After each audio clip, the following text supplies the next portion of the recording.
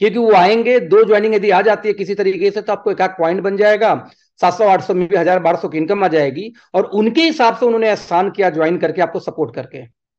तो जब हमने दोस्तों ये आंकड़ा निकाला कि 80% ज्वाइनिंग जब ज्वाइन करने के बाद भी काम ही नहीं करता और सिर्फ एक बार परचेज करता, उस परचेज करने का भी हमें कोई पैसा भी नहीं आना, जबकि हमने 1.5 घंटे उस पर टाइम भी दिया, पेट्रोल डीजल में भी चाय पान का खर्चा आया हो। तो दोस्तों ऐसी स्थिति में कंपनी ने आज से आप लोग के लिए एक बहुत ही बेहतरीन ऑफर स्टार्ट की है। आज के बाद यानी 1 तारीख से जब भी अब कोई नई ज्वाइनिंग होगी, ध्यान देना, जब भी कोई नया व्यक्ति बिजनेस में आएगा या जो आज तक 2500 बिजनेस वॉल्यूम से कम की सेल्फ आईडी पे खरीदारी किया होगा, उन सभी को हम कस्टमर मानेंगे, डिस्ट्रीब्यूटर नहीं मानेंगे। क्यों? जो आए काम करे वो तो डिस्ट्रीब्यूटर है, लेकिन जो आए एक बार खरीदारी करके निकल लो, डिस्ट्रीब्यूटर कहां रह गया? वो तो कस्टमर था सिर्फ। तो ऐसी स्थिति में आज के बाद जब भी कोई नई ज्वाइनिंग आएगी, नया बिजनेस में कोई हमारे साथ आएगा, तो कंपनी ओके लाइफ उसको एज ए कस्टमर ट्रीट करेगी। और ओके लाइफ ये बोलती है कि पहले 30 दिन के अंदर में, आप जिस दिन बिजनेस स्टार्ट करते हो वहां से 30 डेज के अंदर में यदि 2500 बिजनेस वॉल्यूम की परचेजिंग कर लोगे, तब आपको हम डिस्ट्रीब्यूटर मानेंगे। वो 2500 बिजनेस वॉल्यूम कैसे? पार्ट पार्ट में। मान लो मैं स्टूडेंट हूं, अब मेरे पास 1000 रुपए पड़े हुए थे, राइट? अब 1000 रुपए पड़े हुए थे तो दिक्कत क्या आ रही कि मेरे पास तो है नहीं पैसे कि मैं 2500 बिजनेस वॉल्यूम की परचेजिंग करूं, क्योंकि 2500 बीवी की परचेजिंग करने में यदि एमआरपी से देखूं तो 8 9 हजार 10 हजार से खर्चे आ सकते हैं। तो मैंने क्या किया, 1000 का लिया, बेचा 1000 का लिया, बेचा 1000 का लिया, बेचा 10 बार में 10 हजार खरीदारी कर ली, हो गया 2500 बिजनेस वॉल्यूम, कोई दिक्कत नहीं।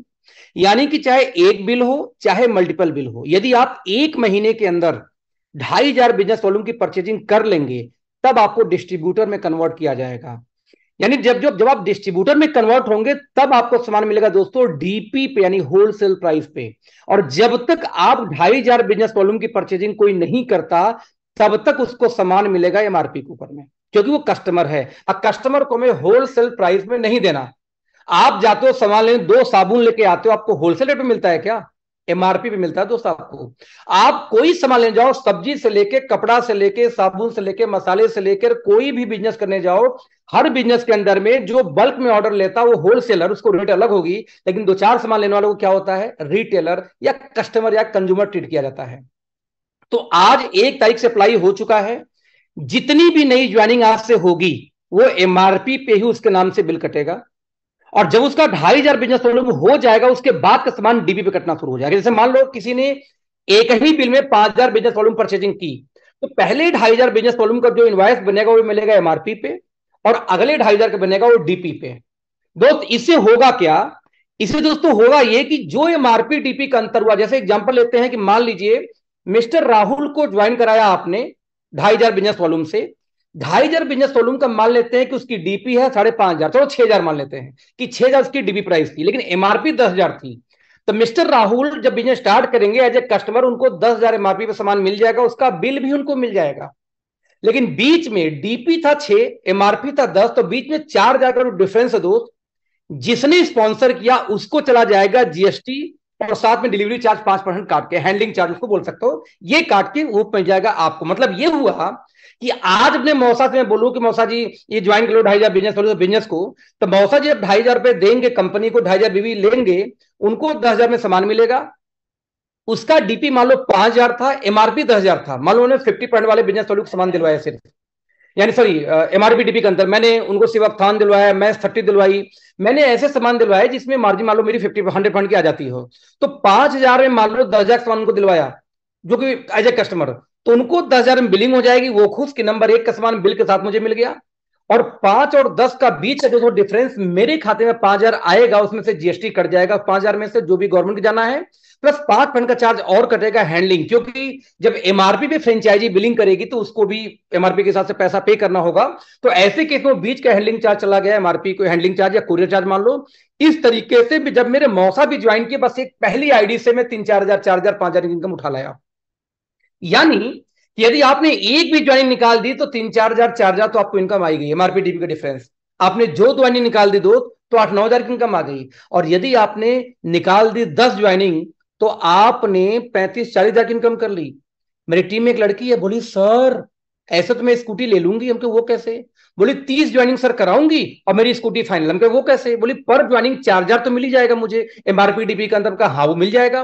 बोले 4,000 एक ज्वाइनिंग पे, तो 30 ज्वाइनिंग कितना हुआ? 1,20,000, मेरी स्कूटी फाइनल। हमको वाह क्या बात है।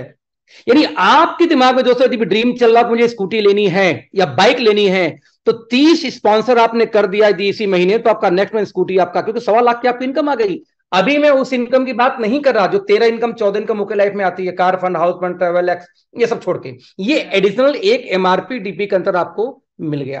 राइट। तो इस तरीके से यदि आपके टीम में 2-4 ज्वाइनिंग भी हो जाए तो आपको एक मोटा और बड़ी पे आउट आने वाली है। एक ज्वाइनिंग भी हो जाए तो 4-5 हजार की इनकम आने वाली है। एक बड़ा पे आउट दोस्त आप उठा के लेके चल सकते हैं। राइट। चैट में आप लिख के जरा बताइए क्या ये चीज क्लियर है। बाकी एक इसको मैं एग्जाम्पल रूप में दिखाने जा रहा हूं कि मान लेते हैं दोस्तों यहां पे, चलो एक बार देख लो चैट में बांध देना। मान लो, आई एम सो सॉरी, भैया जी आप क्यों अटक गए?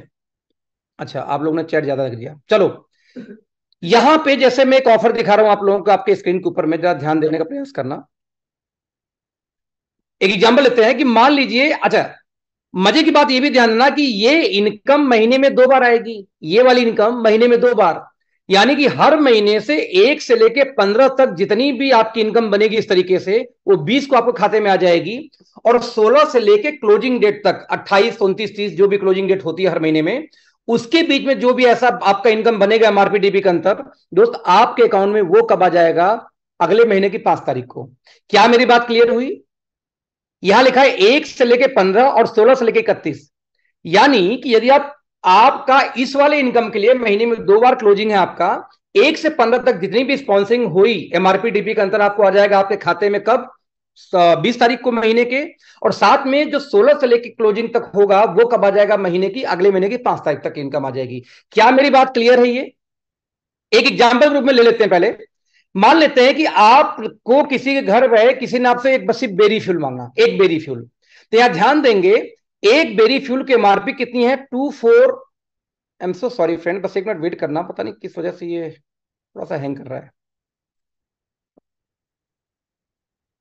क्या मेरी आवाज आप लोग को प्रॉपर है सबसे पहले? Yes sir. एकदम क्लियर है सर।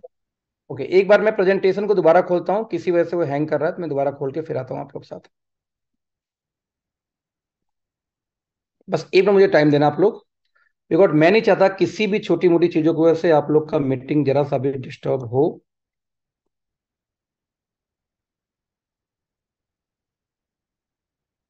एक्सेलेंट,